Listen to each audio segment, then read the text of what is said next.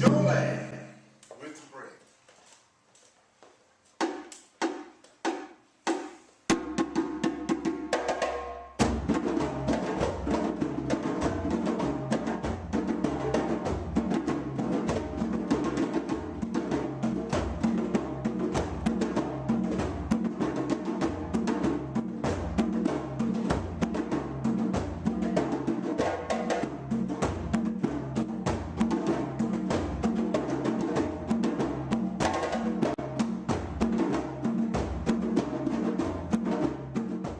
First time that I became really interested in drumming, African-style drumming, West African tradition, was probably 1986. I was hired to teach in Portland at Woodlawn School. It's an elementary school, and they had a really wonderful African dance ensemble from like second grade, third, fourth, fifth. And I met Caton Lyles. Caton is an African-style drummer, an amazing educator, master drummer, and he's played in many ensembles, and he played for that group. And when I heard that, it just sort of electrified me, and I just immediately thought, I got to get some drums, I got to build some drums. And I even had these frameworks at my school where they had put xylophones and metallophones on, and I wasn't using them, and I started putting drums on, just hand drums on them, and we could do that.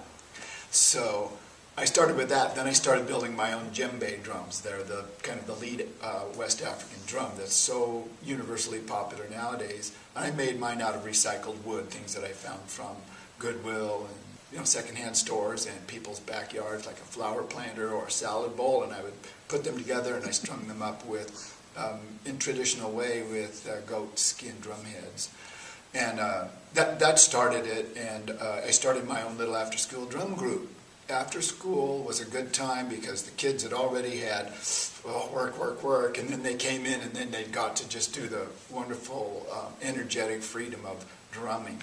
And I slowly accumulated my knowledge of different drum patterns and techniques, and talking with Caton and some of the people and watching him with some of his other performers in the instrumental part of that ensemble, I could pick up some of the tricks, and I just gradually built over the years. My memories of playing with my groups were that it equalized us. I might be a teacher, and there might be a 10 or 11, 12-year-old kid playing, but as soon as we're in a group playing, we're on the same level. I'm doing a part, he or she's doing a part, and it becomes, doesn't matter what your whole background is, you're coming in and you're becoming part of a group.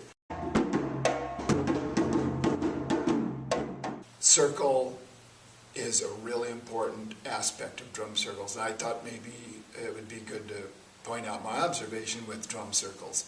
And it goes with tribal music from around the world and cultures that I've done a bit of study with, being a music educator.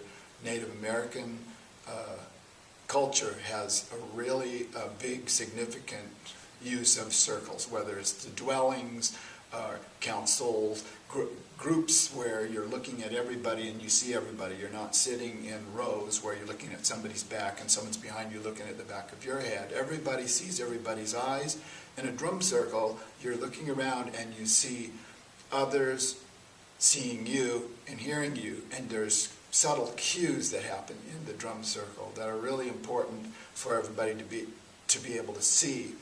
And it also, I think it symbolizes that we are equal. No one's in the front row. Everybody's in one cosmic kind of a ring where everybody's part is valued equally. And there's places where, of course, you have a master drummer maybe teaching, or maybe he's the lead drummer and he plays all the breaks and the solos and improvises, but everybody else is supporting and joining in. And a lot of drum circling has trading parts or changing sections where you hear the interplay. If you're going to play in a drum circle, it really helps if you have had some experience. However, I've taught young students in a drum group, African polyrhythm complex, where there's several different parts.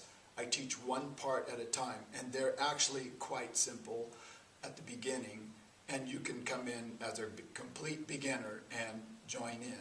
When I taught at Vancouver School of Arts and Academics in a class that we called Music Explore. I had students that had never even touched a drum sit down and be able to play something like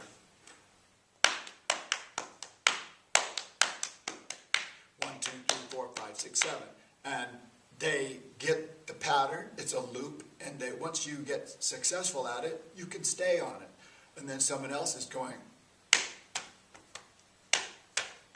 along with it, and it becomes an interlocking, beautiful rhythmic pattern. It's a polyrhythm, many rhythm, and it fits together in a wonderful way that's bigger than the single part that this young student is playing. So if that one person can learn something simple, he or she can really join in and feel that they're part of a bigger whole. When you come in with experience, you'll find that no matter what your experience is, there's much more to learn and you can get more complex.